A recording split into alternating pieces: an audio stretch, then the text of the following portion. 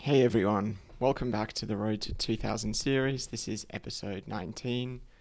So, I've played a couple of games since the last episode that I posted online. I think I've got a little bit of catching up to do. Two of the games that I played, I probably won't talk about in this video, but I won both of them, so I'm on a bit of a streak again at the moment. Um, I thought the theme of this video could be always sack the exchange, since that sort of came up in these two games that I'm going to show today. And yeah, that's another one of Ben Feingold's rules for those who are Ben Feingold fans, as I am. So yeah, let's get into these two games that I'm going to show today. So the first game, I had the white pieces. I was playing against quite a strong opponent, this sort of 1937 guy. And I started with e4. I had the white pieces, I started with e4, and he played the French defense, which is e6, and then d5 after I played d4. I don't think I've featured a French defense game on this channel yet. It's probably not as common, I find, compared to the Caro-Kann or E4, E5 or the Scandinavian, things like that. Sicilian as well, very common. So against the French defense, I played D4, like that's sort of the principled move. If they let you put two pawns in the center, you should try do that. My opponent played D5, and I play the exchange French, which is takes takes. It's perhaps I don't know what the sort of what the reputation of the exchange French is. I think it's a little bit boring. You know, creates a very symmetrical position.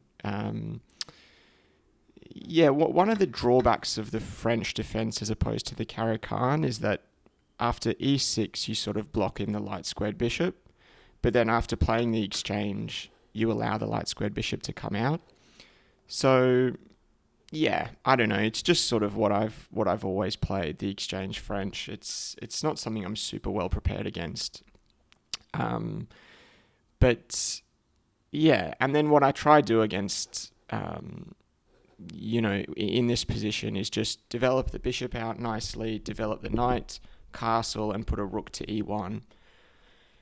And often, if black is a little bit slow in their development and a little bit slow in castling, sometimes that extra tempo, like white here, it's a symmetrical position, but you have an extra tempo, you sort of go first, can cause a lot of problems for black. And that's sort of what happened in this game. So I played bishop d3, my opponent got their knight out, then I played knight f3, and then they played h6, which I think is a sort of mistake or a loss of tempo. I mean, I'll put on the analysis. Yeah, computer thinks it's fine. I mean, still just a little bit better for whites, but yeah, I'm often happy to see this h6 move. I think because it seems to allow a bit of a allow something fast to occur for white. So I castle, they play bishop e6, and then I play rook e1, sort of pinning this bishop. And yeah, after my opponent plays bishop e7, I took a bit of a pause here, and there's quite a big opportunity here for white. And I could give you a second to think about it, but based on the theme of this video, the move rook takes on e6 is the top computer move and very strong move. And I spent a couple of minutes here, or a minute maybe, I'm not sure exactly, thinking about this sacrifice or this exchange sacrifice. And what I saw was basically rook takes bishop, pawn takes, and then bishop g6 check. And after the king moves, Yeah, I mean, white has a lot of compensation for that exchange sacrifice. Black has given up the right to castle. This knight e5 move coming in here looks very strong. Yeah, we've got a really nice bishop. Black has a lot of light squared weaknesses around their king. So this is all I saw. And in the end, I thought that maybe it was too rushed and too aggressive to go for this exchange sacrifice. And, I needed to be more patient. So, yeah, I actually didn't go for this move, even though it was the best move. And I spent a couple of minutes thinking about it. Instead, I just played a normal developing move, bishop f4. And this gives black the opportunity to castle. And I missed out on that ability to, create a nice advantage early on in the game.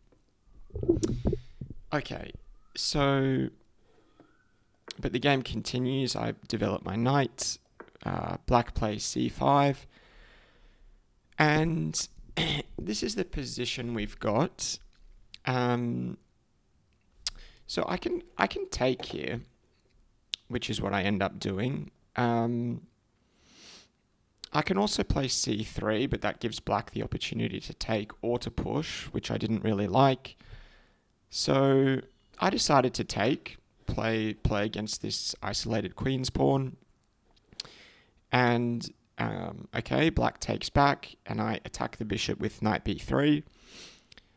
And normally against these isolated queen's pawn positions, which is what it's called when, this pawn is isolated, there's no pawns like in the files next to it.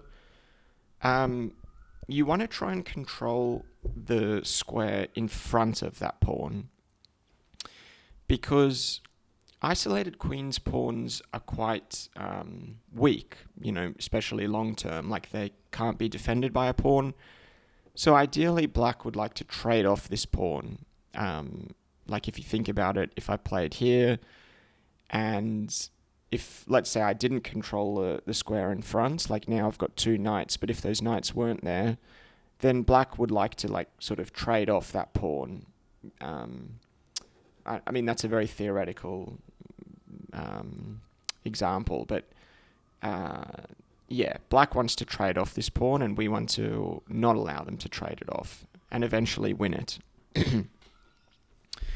Okay, so I attack the bishop drops back, but I wanted to play c3 anyway to control this square. Black drops the bishop back, I put a knight to d4, and yeah, I was really happy with my position here. I thought I had a great position. I'm threatening to win this pawn here and then put another knight, on d4, so I really like this position. Black moved their bishop back. I brought the knight into e5, attacking that bishop. Yeah, okay, not sure if it was the best move, but, moving pieces forward is often a good idea, I suppose. Bishop drops back here. And, okay, apparently I had a very strong move here. Knight f5. I don't think that was on my radar. Just going after this bishop and going after this pawn. Instead, I dropped the bishop back to c2, trying to set up this sort of attack checkmating pattern. Black got the knight out to c6, and I play queen d3. The idea being that I'm setting up a checkmating pattern here. If they take this knight, I can take back with the bishop and, put a lot of pressure on the f6 knight there, which is the key defender of h7. Yeah, okay. My opponent played a6, which seemed very slow and not the best move. And now I play quite a fancy-looking move, knight g4. I didn't find it too hard to spot in the game, even though it looks like it sacrifices a knight, but it's playing on the idea that this is this knight on f6 is stuck here. It has to remain here, otherwise we've got a checkmating threat. Yeah, and this position is extremely good for white. This is +4 already, if you can believe it. So yeah, black tried to create some sort of complications here, but there's a lot of moves here that work for whites. I don't play the best one. Apparently, both of this sacrifice is very good. This exchange sacrifice is very good. Takes, and we've just got too many attackers. I mean, white has like all these pieces, really attacking the king, and black's pieces are very passive. So I don't play the best move. I play f3, but basically I'm thinking that this knight is pinned, so I can go after it. Well, not a bad move, but there were apparently a few better moves there. My opponent takes on d4. I didn't see how this changes very much. I just take back with the pawn. Then they attack my queen, but I can easily slide my queen over. And then they play quite a nice move, which is h5. And the idea of h5, of course, is it's attacking my knight. If I take their knight, they take my knight. And if I move my knight, then black can trade off this knight. So it's quite a nice move to try and create an equal trade of material as opposed to just losing a piece. Yeah, but I find this move, which I think is quite nice. Eventually, I realized that I actually, didn't have any way to win the knight without losing my own knight. So I played knight h6 check. The idea being that if I'm going to lose my knight, I might as well damage black's pawn structure. Black takes, I win the knight. They take back, which is apparently a big mistake. I take back with the queen, and yeah, I'm threatening checkmate, and I'm threatening the bishop. So yeah, this game's pretty much over. I mean, I can take this pawn as well. I've got, black's king is just way too exposed here. Black tries f5, but I take the bishop. Black takes with check. I block with my queen. And yeah, I'm up a full bishop. This is just sort of a matter of converting. Black takes there. I give a check. King to h7. I give another check. We trade queens. Probably not the sort of most efficient way to convert this, but I am quite happy trading pieces. I double my rooks. We get rook f6. Take on b7. It's not too much to add, I don't think, the rest of this game. I was a little bit low on time. I just needed to be a little bit patient. Bishop f7 I thought was quite a nice move because it forces black to give up the rook for the bishop, because otherwise this is checkmate. So I win that sort of exchange. Now I'm up a full rook, and yeah, I'll go through this sort of quite quickly, but basically trading bishops, we get sort of this position, lots of pawn trades, but I'm up a full rook here, and here there's a nice little checkmate with rook g4 and then rook h5. So that game felt,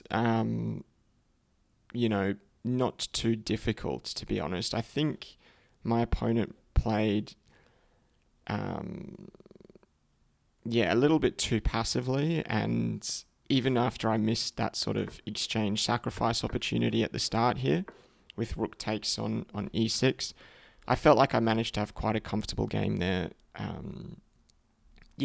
So that was the first game, and that got me up to, I think, 1916. I wanted to show one more game involving an exchange sacrifice.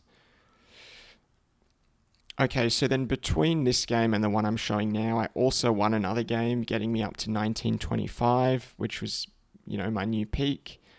And yes, let me go back to the start quickly. Yes, so this was the next game. It was up against this guy, the Falcon, 2021. And, okay, he had the white pieces, so I had the black pieces, and he played e4. And I played the Caro-Kann, c6, and d5. We got an exchange. And then he played knight f3.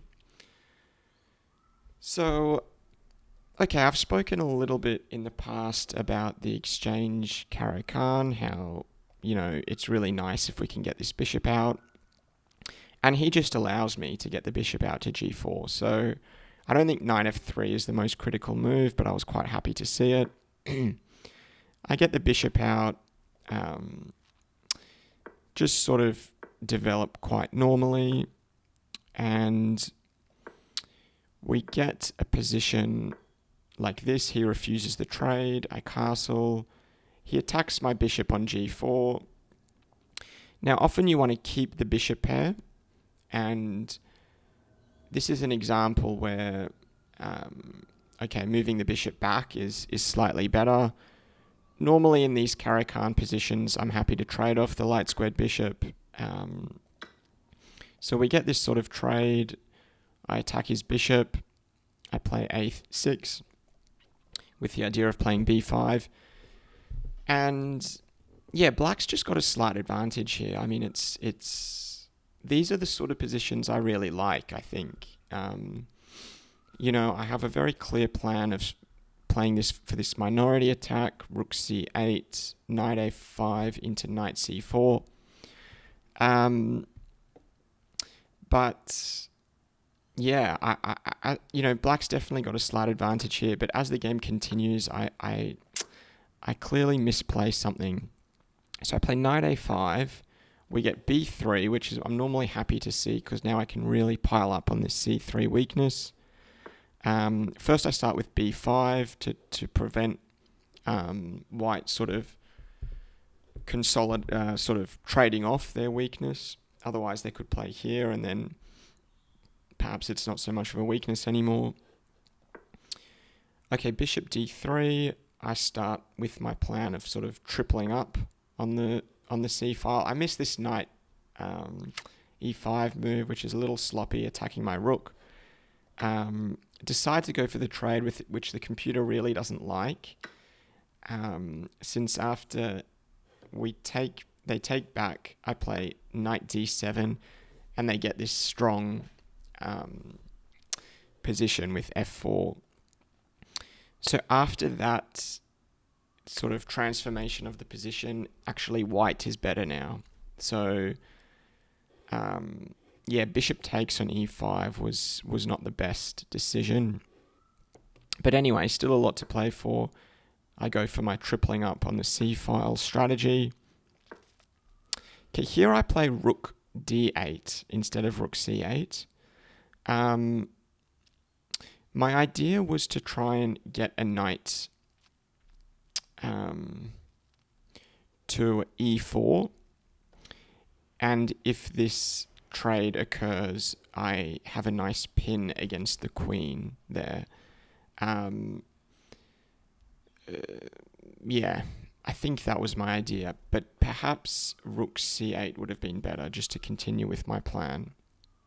Wasn't 100% sure where the rook belonged on these two squares. So once the queen moves, I think this was one of my mistakes, my next move. I thought that the queen moving was to get out of this pin long term. I know there's a lot of pieces on the d file, but still I thought it might open up eventually. But I missed what queen e1 does, is it over defends the e5 pawn.